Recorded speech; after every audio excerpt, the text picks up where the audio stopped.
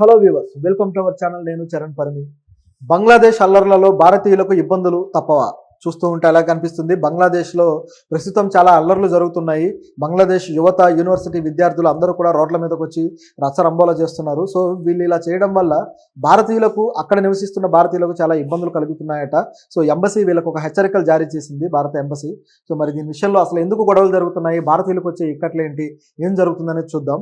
So బంగ్లాదేశ్లో గత కొద్ది రోజుల నుంచి కూడా ఒక వివాదం చెలరేగింది. అదేంటంటే ప్రభుత్వ ఉద్యోగాలకు సంబంధించిన వివాదం అన్నమాట. ప్రభుత్వ ఉద్యోగాల్లో సైనికుల పిల్లలకి వాళ్ళకి రిజర్వేషన్లు బంగ్లాదేశ్ ప్రభుత్వం కేటాయించింది. సో ఎంతో కాలంగా ఆ రిజర్వేషన్ అనుభవిస్తూ వస్తున్నారు సైనికుల కుటుంబము. సో ఇప్పుడైతే మాత్రం ఇక విద్యార్థులకు అక్కడ కాస్త నిరుద్యోగిత కూడా పెరుగుతూ ఉంది. కాబట్టి ఇక విద్యార్థులు, యూనివర్సిటీల విద్యార్థులు ఎవరైతే ఉన్నారో, బ్రాక్ యూనివర్సిటీ, ఇట్లా కొన్ని యూనివర్సిటీలు ఉన్నాయి కదా, ఢాకాలో ఉన్న యూనివర్సిటీ, ఇవన్నీ కూడా. సో ఈ యూనివర్సిటీల విద్యార్థులు ఇట్లా రోడ్ల మీదకి వచ్చేసి ఈ రిజర్వేషన్లు ఏవైతే ఉన్నాయో, ఈ సైనికుల పిల్లలకి ఇచ్చే రిజర్వేషన్లు, వీటిని మీరు రద్దు చేయండి, వీటిని రద్దు చేసి అందరికీ సమానమైన అవకాశాలు ఇవ్వండి, ఇలా చేయడం కరెక్ట్ కాదు అని చెప్పేసి బంగ్లాదేశ్లో విద్యార్థులంతా రోడ్డెక్కారు. సో కొన్ని చోట్ల రాస్తారోకోలు చేశారు, కొన్ని చోట్ల దుకాణాలు తగలబెట్టారు, కొన్ని చోట్ల కాస్త గందరగోళ పరిస్థితే నెలకొంది, పెద్ద అల్లర్లు చెలరేగాయి. పోలీసులు కూడా రంగంలోకి దిగి టియర్ గ్యాస్ ప్రయోగించడము, అట్లాగే అల్లర్లను చెదరగొట్టడం, ఇవన్నీ చేస్తూ వస్తున్నారు. ఇంకా ఇది ముదరొచ్చు అనమాట. ఇది ఇంకా కొద్దిగా స్టార్టింగ్ స్టేజ్లోనే ఉంది, బాగా ముదిరే అవకాశం ఉంది. ఎందుకంటే ప్రభుత్వం వీళ్ళని కొద్దిగా రెచ్చగొట్టే వ్యాఖ్యలు కూడా చేస్తూ వస్తున్నారు. సో అవి కూడా మాట్లాడదాం. అయితే అసలు వీళ్ళు, ఈ నిరుద్యోగులు ఎవరైతే ఉన్నారో, విద్యార్థులు ఎవరైతే ఉన్నారో, వీళ్ళు బంగ్లాదేశ్లో ఆ రిజర్వేషన్లు ఏ కేటగిరీ నుంచి అసలు సైనికులు తీసుకున్నారు, ఎందుకు వ్యతిరేకిస్తున్నారు అనేది గమనిస్తే ఈ నిరుద్యోగులు గట్టిగా ప్రశ్నిస్తున్నారనమాట. ఏ రిజర్వేషన్లను వీళ్ళు ప్రశ్నిస్తున్నారంటే, బంగ్లాదేశ్ ఏర్పాటు చేయడం కోసం వచ్చిన యుద్ధం 1971లో ఈ యుద్ధం స్టార్ట్ అయింది పాకిస్తాన్ తోటి. అప్పుడు పాకిస్తాన్లో ఈ బంగ్లాదేశ్ భాగంగా ఉండేది. తూర్పు పాకిస్తాన్, పశ్చిమ పాకిస్తాన్గా వీటిని పిలిచేవాళ్ళు అనమాట. సో ఈ పాకిస్తాన్, పశ్చిమ పాకిస్తాన్ ఏదైతే ఉందో దీనికి ఇది బంగ్లాదేశ్ అనమాట. సో తూర్పు పాకిస్తాన్లో ఉండేది, అంటే ఇప్పుడున్న పాకిస్తాన్లో. బంగ్లాదేశ్ వచ్చేసి కింద వేరే ప్రాంతంలో ఉండేదన్నమాట. మన బే ఆఫ్ బెంగాల్ పక్కనే బంగ్లాదేశ్ ఉండేది.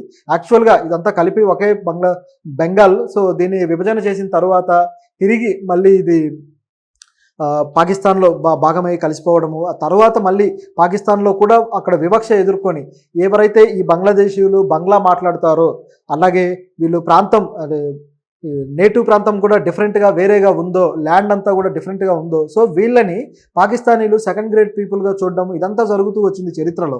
సో దీనివల్ల బంగ్లాదేశీయులు కొంత అసంతృప్తి చెందారు. ఇక మాకు అవకాశాలు, సమాన అవకాశాలు దక్కవు అని భావించి వాళ్ళు పోరాటం చేయడం జరిగింది. అలా పోరాడి మొత్తానికి 1971లో పెద్ద యుద్ధంగా పరిణమించి, ఆ యుద్ధంలో ఎంతో పోరాటం చేశారు. అక్కడ బంగ్లా సైనికులు ఆ యుద్ధంలో ప్రాణాలు కోల్పోయిన వాళ్ళు అనేక మంది ఉన్నారు. ఈ ప్రాసెస్లో ఈ యుద్ధంలో భారతదేశం కూడా బంగ్లాదేశ్ ఏర్పాటుకు సహకరించింది. ఇందిరాగాంధీ తన ఇనిషియేటివ్ తీసుకొని ఎలాగైనా సరే బంగ్లాదేశ్కి వాళ్ళ దేశాన్ని అప్పగించాలి అని చెప్పేసి తన సైన్యాన్ని పంపించి, భారతదేశ సైన్యాన్ని బంగ్లాదేశ్ తరపున పోరాటం చేసేలాగా మన వాళ్ళని పంపించారనమాట. సో మన సైన్యం కూడా పోరాడి బంగ్లాదేశ్కి స్వాతంత్రం రావడంలో భారతదేశం పాత్ర కూడా ఎంతో కీలకంగా ఉంది. చారిత్రకంగా ఇది ఎంతో ముఖ్యమైన విషయం. ఇందిరాగాంధీకి కూడా ఇది ఎంతో పేరు తీసుకొచ్చిన విషయం. ఐరన్ లేడీ అని ఆమెను అన్నారంటే ఇలాంటి విషయాల వల్లనే ఆమెను అన్నారు.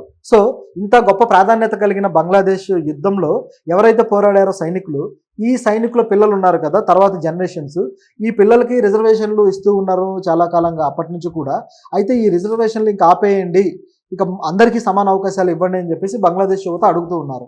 నిజానికి అంటే నిరుద్యోగం పెరిగింది కాబట్టి వాళ్ళు అడగడం కూడా తప్పులేదు. అయితే ఇక్కడ బంగ్లాదేశ్ ప్రధానమంత్రి ఎవరైతే ఉన్నారో, షేక్ హసీనా, ఈమె ఏమంటున్నారంటే అది కుదరదు, వాళ్ళకి రిజర్వేషన్లు ఇవ్వాల్సిందే. సైనికులు వాళ్ళు చేసిన త్యాగాల కోసం, వాళ్ళు చేసిన దేశం కోసం చేసిన సేవల కోసం ఆ అమరవీరుల కుటుంబాలకి రిజర్వేషన్లు ఇవ్వాల్సిందే. అమరవీరులు అలాగే సైన్యం నుంచి తర్వాత రిలీవ్ అయిన వాళ్ళు కూడా ఉన్నారు కదా, సో వాళ్ళ కుటుంబాలకి రిజర్వేషన్లు ఇవ్వాల్సిందే అని చెప్పేసి ఆమె చెప్పడం జరిగింది, ప్రధానమంత్రి. సో ఇది ఇంకా అసంతృప్తి చెలరేగుతూ ఉందన్నమాట ఆ దేశంలో. సో విద్యార్థులంతా కూడా రోడ్ల మీదకి వచ్చి గందరగోళం సృష్టిస్తున్నారు. మరి దీనివల్ల భారతీయులకు ఎలా సమస్య వస్తుంది అంటే, భారతీయులు ఈ విషయంలో కాస్త ఇబ్బంది పడుతున్నారు అనమాట. అక్కడ చాలామంది భారతీయులు ఉన్నారు. అంటే గతంలో భారతదేశంలో ఉన్న భాగము, దానివల్ల అక్కడ హిందువులు కూడా ఎక్కువగా ఉండేవాళ్ళు. అది బెంగాల్లో భాగమే కాబట్టి హిందువులు ఎంతోమంది ఉండేవాళ్ళు. ఈ హిందువుల మీద గతంలో కూడా బంగ్లాదేశీయులు, ఆ నేటివ్ పీపుల్ దాడులు చేయడం జరిగింది. సో ఆ దాడుల వల్ల హిందువులు కొంతమంది భయభ్రాంతులకు గురవ్వడము, కొంత అరాచకం జరగడం ఇదంతా మనం చూసాం గతంలో. సో ఇప్పుడు ఏంటంటే ఆ హిందువులతో పాటు మరి కొంతమంది ఇప్పుడు భారతీయులు ఇక్కడ నుంచి అక్కడికి వెళ్ళి నివసించే వాళ్ళు, ఉద్యోగాల కోసం వెళ్ళిన వాళ్ళు వీళ్ళంతా ఉన్నారనమాట. సో వాళ్ళ కోసము భారతదేశ ఎంబసీ ఒక హెచ్చరిక జారీ చేసింది, ఢాకాలో ఉన్న ఎంబసీ. సో వాళ్ళు ఏం చేశారంటే, ఢాకాలో ఉన్న ఎవరైతే భారతీయులు ఉన్నారో వీళ్ళంతా కూడా బయటికి రావద్దు, మీరు బయటకు వచ్చి ఏవైనా ప్రయాణాలు పెట్టుకోవద్దు, ఏవైనా కార్యక్రమాలు కూడా ఏమీ పెట్టుకోవద్దు, మీరు ఇళ్లల్లోనే ఉండండి. ఎందుకంటే ఈ అల్లర్లలో మీరు చిక్కుకుంటే మరింత డేంజర్గా పరిస్థితి పరిణమించే అవకాశం ఉంది అని చెప్పి చెప్పడం జరిగింది. ఎందుకంటే భారతదేశం నుంచి వెళ్ళిన వాళ్ళు ఉపాధి కోసం, ఉద్యోగాల కోసం వెళ్ళిన వాళ్ళు ఉన్నారు, అక్కడ ఉద్యోగాలు చేస్తున్నారు. వీళ్ళు ఇలా చేస్తున్న టైంలో ఇప్పుడు వాళ్ళ ఉద్యోగ అవకాశాలు కూడా, బంగ్లాదేశ్లో ఉద్యోగ అవకాశాలు కూడా భారతీయులు తీసుకున్నట్టు అయింది. అంటే కొంత వాళ్ళ ఉద్యోగ అవకాశాలు తగ్గడానికి భారతీయులు కూడా కొంత కారణమైనట్టు కనిపిస్తుంది. అయితే ఇంకా ఈ వివాదం భారతీయుల చుట్టుకోలేదు, వాళ్ళ వైపుకి రాలేదన్నమాట. అంటే మా ఉద్యోగ అవకాశాలు వీళ్ళు తీసుకుపోతున్నారు, మమ్మల్ని నిరుద్యోగులను చేస్తున్నారన్న వివాదం ఇంకా చెలరేగలేదు. కానీ భారతీయులు ఒకవేళ బయటకు వస్తే ఈ అల్లర్లలో చిక్కుకుంటే అది కూడా రాకపోదు. ఎందుకంటే అక్కడ ఆల్రెడీ భారతీయుల మీద కొంత వివక్ష జరుగుతూ ఉంది గతం నుంచి కూడా.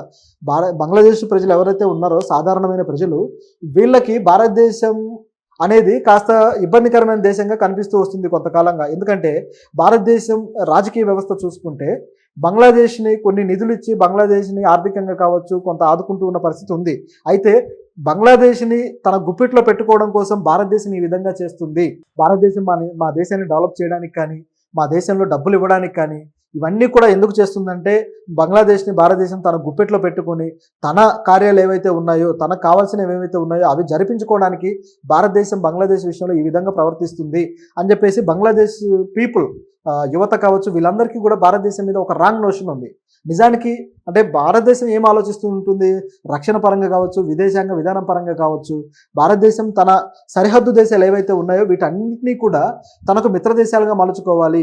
ఆ సరిహద్దు దేశాల పట్ల చైనా కావచ్చు, ఇతర దేశాలు కావచ్చు, వాటిని తమ గుప్పిట్లో పెట్టుకోకుండా, వాటిని తమకు పావులుగా ఉపయోగించుకోకుండా భారతదేశం ముందు జాగ్రత్తగా ఇలాంటి చర్యలు తీసుకుంటూ వస్తుంది.